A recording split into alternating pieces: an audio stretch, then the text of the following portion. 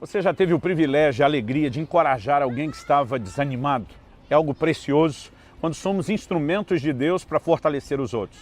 Mas a questão é, e quando chega a nossa vez? Quando somos nós que desanimamos? Será que aquela informação, aquele discurso que nós tínhamos, que levantou outros, a gente consegue fazer funcionar para nós mesmos? Esse é o assunto da nossa conversa hoje, lidando com o desânimo. Fique comigo e nos próximos minutos nós vamos ver o que a palavra de Deus diz a respeito disso.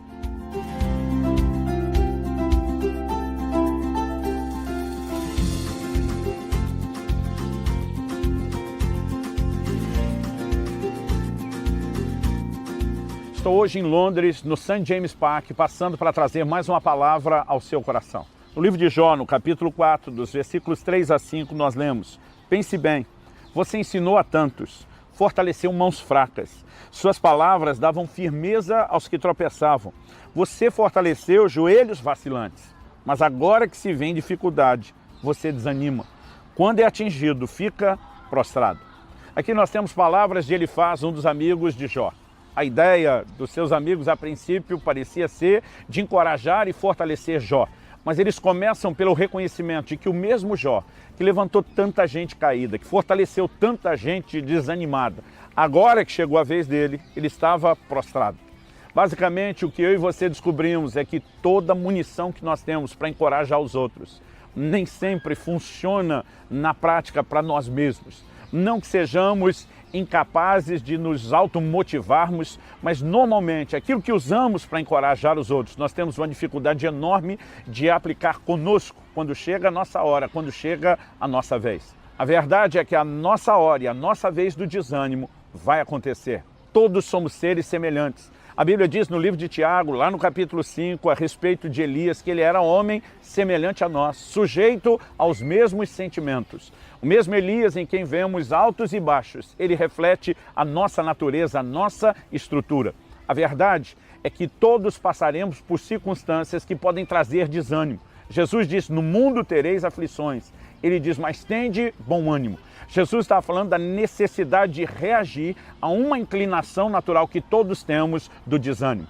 Embora o desânimo seja parte da estrutura humana, ele deve ser combatido. Quando Jesus está dizendo, mas tenha bom ânimo, ele está dizendo, você pode até não conseguir controlar as circunstâncias à sua volta, mas você deveria controlar o seu ânimo. Desânimo é algo que nos fará mal, não apenas na perspectiva emocional, natural, mas até mesmo no âmbito espiritual. Mas a pergunta é, como lidamos com o desânimo? Eu acredito que há circunstâncias distintas nas quais o desânimo se manifesta. Vamos pegar aqui, além do exemplo de Jó, que ele está enfrentando um momento muito difícil, circunstâncias. E Jesus disse que as aflições podem nos desanimar.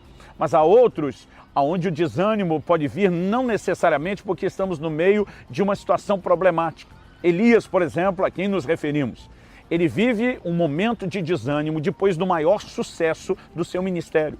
Um homem é usado por Deus de uma forma extraordinária. Vê uma nação cair de joelhos gritando só o Senhor é Deus. 850 profetas de ídolos distintos foram mortos. Aquilo foi uma vitória esmagadora. Mas quando Jezabel lança uma ameaça, dizendo, assim como você matou os meus profetas, eu vou matar você. A Bíblia diz que Elias fugiu para salvar a sua vida. O propósito da fuga é salvar a vida. Mas nessa fuga, ele diz para Deus, melhor me é morrer do que viver. Eu não sou melhor do que meus pais. Eu acho curioso a atitude de Elias dizer para Deus que não quer viver, porque a Bíblia diz que ele fugiu para salvar a vida. Agora ele está dizendo para Deus que não quer mais viver. Muitas vezes, brincando, eu digo, se eu fosse Deus, eu diria para Elias, então volta que Jezabel faz o serviço, ela resolve o seu problema de não querer viver mais. Essa atitude de Elias, ela soa até contraditória, foge para salvar a vida, mas depois desanima de viver. Agora, vamos questionar o desânimo de Elias? Nós não podemos olhar para ele e dizer que ele estava necessariamente vivendo uma crise de fé. O homem viveu anos de sustento sobrenatural, não apenas os corvos trazendo pão e carne para o seu mantimento, mas Deus depois multiplicando a provisão, o azeite e a farinha na casa da viúva. Esse homem tem uma fé incrível que produz resultados extraordinários. Quando eu olho para ele, eu não consigo enxergar talvez um desânimo proveniente da falta de resultados no ministério. Como dissemos, ele tinha acabado de viver o seu melhor momento ministerial. A crise de Elias também não é necessariamente falta de unção. Deus está usando ele de uma forma singular, fogo desceu dos céus. Nós não podemos dizer nem que era estresse físico. A mão do Senhor veio sobre ele depois do episódio do Carmelo e ele corre de uma forma sobrenatural. Nesse capítulo 19, ao qual estamos citando agora, depois do episódio de Baal, quando ele está fugindo do seu desânimo, um anjo o acorda para comer. Depois acorda ele uma segunda vez, ordena que ele coma outra vez. E a Bíblia diz com a força daquele alimento. Ele caminhou 40 dias. Então nós olhamos para Elias e não vemos nele aquele tipo de problema costumeiro que encontramos em gente que está desanimada por causa das circunstâncias. Mas há uma frase da conversa dele em 1 Reis 19 que denuncia o seu problema. É quando ele diz, eu não sou melhor do que meus pais. De alguma forma, esse homem vivia debaixo do estigma de uma comparação.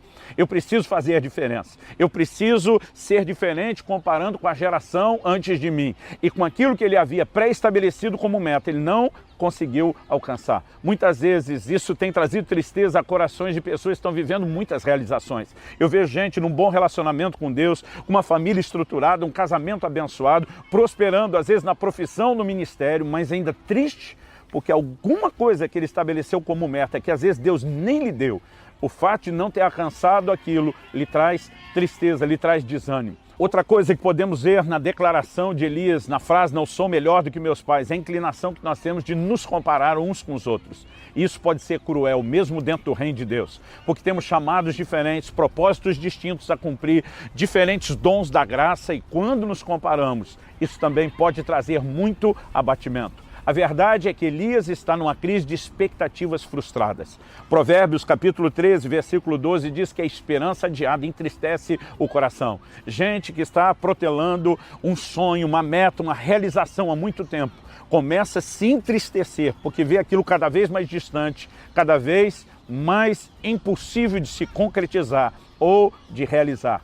Mas a verdade é que, independente de qual seja a origem do desânimo, nós precisamos ter uma postura em relação a isso.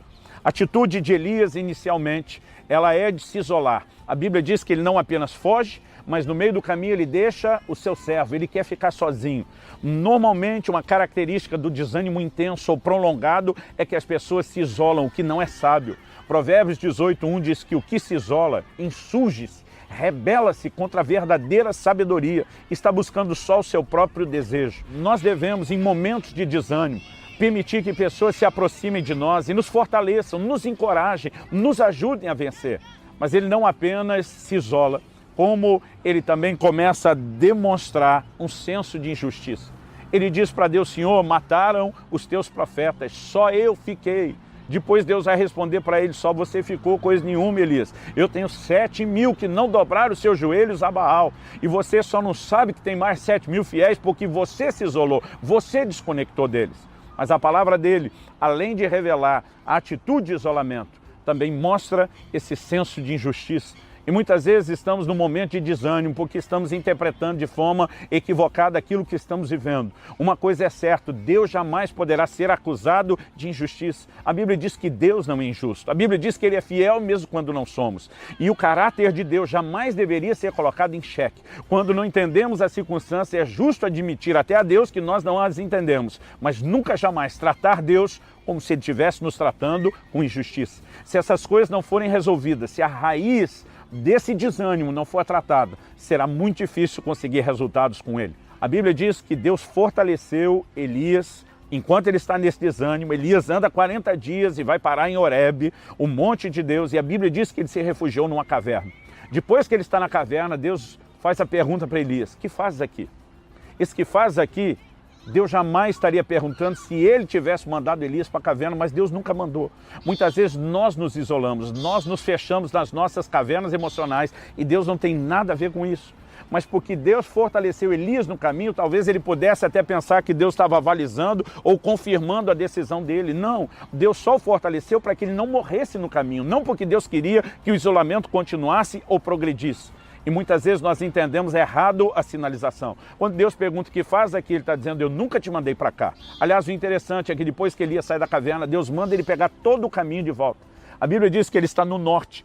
algo que se pressupõe porque ele está relacionando com os reis do norte. Ele desce para Berseba, que é em Judá no sul, e depois Deus o manda novamente subir ao norte, dessa vez um pouco mais além da capital de Samaria, onde estava a Síria. Em outras palavras, ele teve que fazer todo o caminho de volta. Ele perdeu aquele tempo, aquele trajeto, porque aquela não era a vontade de Deus. Mas algo importante, Deus ordena Elias que saia da caverna. A mesma caverna onde eu e você decidimos entrar em momentos de desânimo, nós precisamos decidir sair. Deus não vai nos tirar de lá à força, na marra. Mas quando ele sai, a Bíblia diz que ele viu um vento forte que fendia as rochas. Isso é além da minha capacidade de compreensão. Ele viu terremoto, ele viu fogo, e a Bíblia diz que Deus não estava nada disso. Então vem um sussurro suave e tranquilo, e a Bíblia diz que Deus se manifestou naquela voz suave.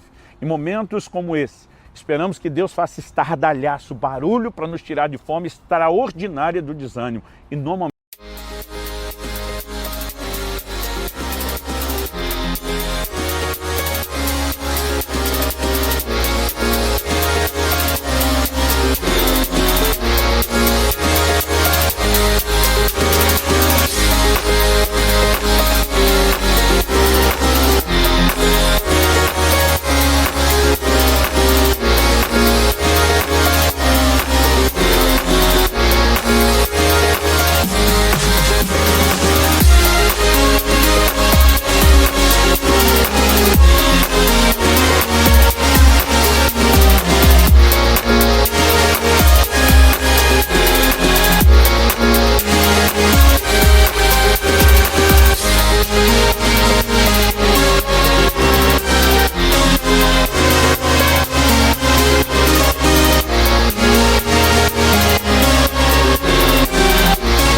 isso não acontece. A forma de sair dele é ouvindo a voz simples de Deus.